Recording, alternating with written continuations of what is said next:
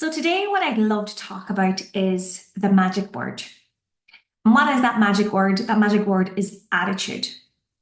So our attitude at the start of any task, doesn't matter whether that be in business, whether that be in your personal life, whether that be in your work, whether that be in like some sports that you play, your attitude at the start of any task is going to determine the results that you're going to get from that task. So, what is attitude? Attitude is the mix of our thoughts, our feelings, and our actions. So, our thoughts will actually dictate how we feel. How we feel will dictate the vibration that our body is in, and that vibration will determine the action that we take. And the action that we take will actually determine the results that we actually get in our life. Now, I'm a very visual person, so I love to see things drawn out. So I'm going to just explain how this works. Just bear with me a second till I get my screen share here. But like attitude is absolutely vital, in your success or failure in any task that you do. What do we see now? So, like I said, what is attitude? Attitude is the composite, it's the mix of your thoughts, your feelings, and your actions. Every one of us has a thought power coming to and through us, okay? We have two parts of our mind. We have a conscious mind and we have a subconscious mind. So our conscious mind is our thinking mind. It's our intellect. In this mind, we can create ideas. We can originate ideas. In this mind, we can also accept or reject ideas. Okay? Then the second part of our mind is our subconscious mind. That is our emotional mind. And this mind cannot accept or reject. And it will like take on board exactly what the conscious mind will give it. And it cannot determine the difference between what is real and what's imagined. So here we go a second now. My drawing skills probably aren't the finest, but sure, we'll go with it. So here, if you imagine this is your mind, this is your body. Okay, so we have two parts of the mind. Up in here is your conscious mind. Okay, the second part of your mind is your subconscious. I even spell that. And then this one is body.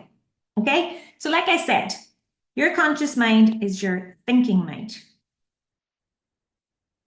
Okay, we can accept and reject ideas in here. We can originate ideas in here. Okay, then we move to the subconscious mind, and this is our emotional mind. So this mind cannot accept or reject. It also cannot determine the difference between what is real and what is imagined. Okay, now let's go back down here again. We'll draw mind again. Body. Okay, so we said up top, this is our conscious mind. This is our subconscious mind. Okay, now I also said there a minute ago that we all have this thought power. So we have this power flowing to and through every single person. Okay, we get inundated with thoughts every second of every day. All right, now it's what we do with those thoughts that will determine the results that we get.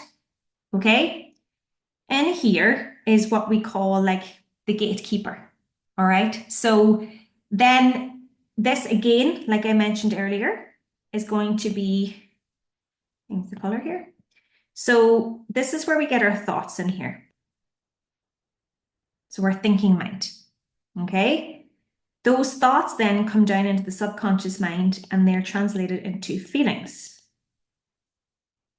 Okay. Now we have the body in here. So let's go back here for a second, right? So our thoughts are going to come in here through feelings. So what we think about produces a feeling. How we feel then will dictate the vibration that our body is in. And the vibration that our body is in is going to determine the action that we take and therefore the results that we get. So how does this all work, right? So we have thought power, right? So we're putting that thought power out into the universe, okay? So the universe, whatever you give, whatever energy that you're putting out, you're going to get the same back, all right? So here is the universe over here. So it's giving you exactly back what you are thinking about. So this is why it's so important to be so mindful of what your thoughts are.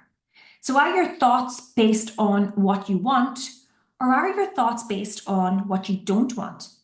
Because whatever we focus on grows and expands. Okay, this diagram, if you look at this can work for us, but it also can work against us. Because if we're using it, if we're thinking about what we don't want, we're using this process against us. So now that you can see how it works, start using this process for us and not against us. Okay? So then again, whatever feelings we put out into the universe, that's exactly what we're going to get back again. Okay? Now, whatever feelings we have, like I said, is going to set up the vibration in the body. Okay? The vibration will dictate the action that we take. So here we have action here. Okay, we have action. Again, the action that we take, like I said, whatever we put out, we get back, right? So then the universe is going to give us back in form of results based on the action that we take. So if you could, think for a second up here where your thinking mind is, right? So if you're having, positive thoughts, okay? And really and truly, right, a lot of people say, oh, it's all about positive thinking and all the rest. Yeah, but it's about accurate thinking. What do I mean by accurate thinking? Accurate thinking is, focusing your attention and your thoughts on what you want, not on what you don't want. So if we're focusing on what we want, that's our thought, okay? So we're going to get excited by that. So that's going to determine the feeling that we have, okay? So want to the feeling, okay?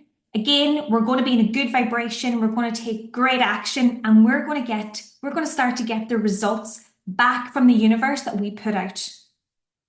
Okay, so this is so vitally important to really look at, to really study, to really understand how this works and how you're getting the results that you're getting in your life. I'm just going to switch this off here now for a little second. So that is attitude. So again, what is attitude? It's our thoughts, our feelings, and our actions. So whatever we think about creates the feeling that we have. What feeling we have will actually dictate the vibration that our body is in. So you'll know if you're emotionally involved with the wrong idea because you're not going to be feeling good. Okay, so and you can catch yourself throughout the day. Like you can set an alarm on your phone and check in with yourself and see, well, how am I actually feeling? And ask yourself, am I emotionally connected to the wrong idea? Am I emotionally connected to what I don't want? Because if you're not feeling good, that's generally going to be the problem.